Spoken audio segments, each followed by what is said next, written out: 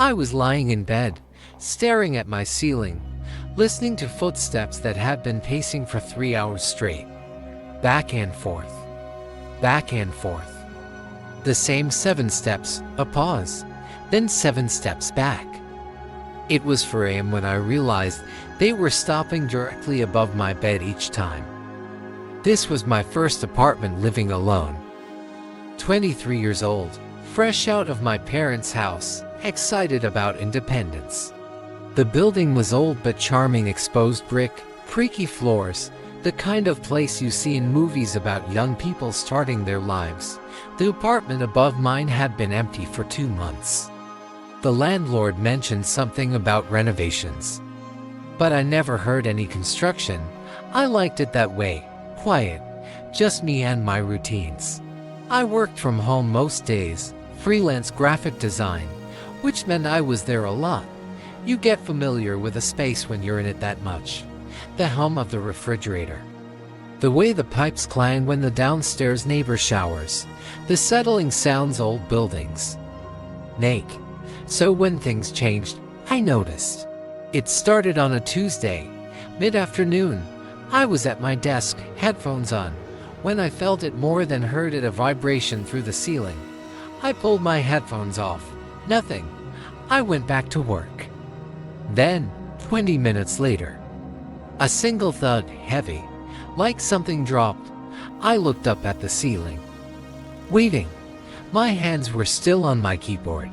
That's when I heard it, a dragging sound. Slow, deliberate, something being pulled across the floor above me. The renovations, I thought. They must have finally started work up there. But it was strange. No voices. No radio. No drill sounds or hammering. Just that dragging noise, moving from one end of the apartment to the other, then stopping. I texted my landlord, "Did someone move into 3B?" He responded 4 hours later, "No. Still vacant." Why? I didn't answer. The sounds continued for 3 days, always when I was alone, never at predictable times, sometimes 2 p.m., sometimes 9 p.m., once at 6 a.m., which jolted me awake with my heart already racing. I started noticing patterns I didn't want to notice. The dragging sound always moved toward my bedroom. The footsteps, when they started on Thursday, always seemed to follow where I was in my apartment. I'd move from my desk to the kitchen, and 30 seconds later, footsteps would move to the corresponding spot above me. Coincidence, I told myself. Old buildings carry sound weird. On Friday night, I decided to test it. I stood in my living room, perfectly still, and waited. Silence. I walked to my bedroom, counted to 30 in my head. 7 footsteps followed above me. Stopped. My mouth went dry. I walked back to the living room, waited again. 7 footsteps back. I grabbed my keys and left. Stayed at a coffee shop until midnight, then felt stupid. I was letting my imagination run wild. This was my home. I was paying rent. I wasn't going to be scared of floor creaks. When I got back, I walked through my apartment with every light on, checking everything. Closets. Near the bed, behind the shower curtain. Everything was normal. My laptop sat where I'd left it. My plants hadn't moved. The door had been locked. I made tea, took a shower, and convinced myself I'd been dramatic. I was in bed by 1 a.m., almost asleep, when the pacing started.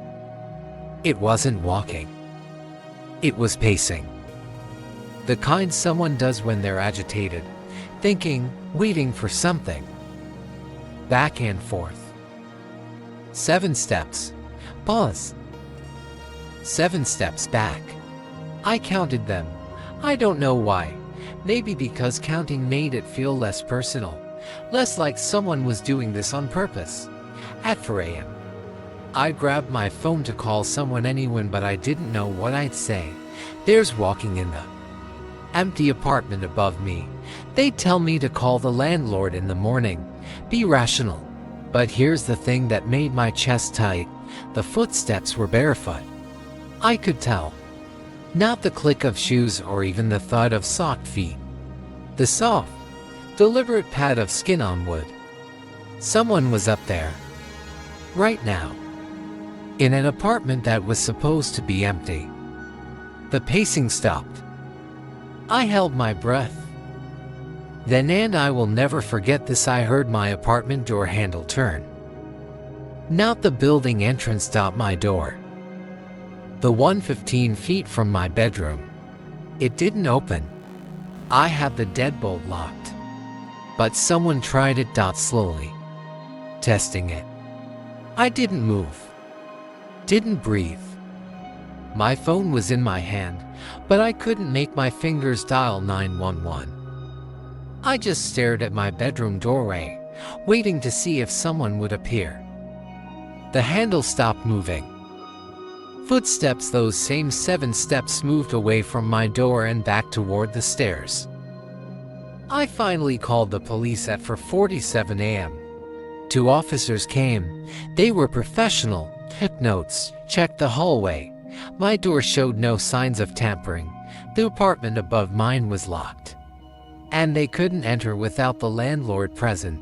Could have been someone who had the wrong apartment, one officer suggested. Happens more than you'd think. Drunk, confused. But I hadn't heard anyone on the stairs before my door handle turned. And the building entrance was locked. You needed a key.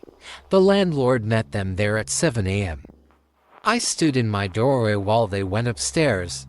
I heard their footsteps different from the ones I'd been listening to all week. Heavier. Multiple people. They came down 8 minutes later. Apartment's empty, the landlord said. He looked annoyed, like I'd wasted his morning. Dust on the floors. No footprints, nothing. But I'd heard them. For 5 days. I'd heard them. The officer asked if I wanted to file a report. I said yes. He wrote it up, gave me a case number. Told me to call if anything else happened. Nothing else did. I moved out 6 weeks later. Not because of one specific thing, but because I couldn't stop listening. Every sound, every creak, every moment of silence felt like waiting. The landlord asked why I was breaking my lease. I told him I'd found a place closer to work. Before I left, I ran into the woman who lived in the apartment next to mine. She'd been there for 3 years.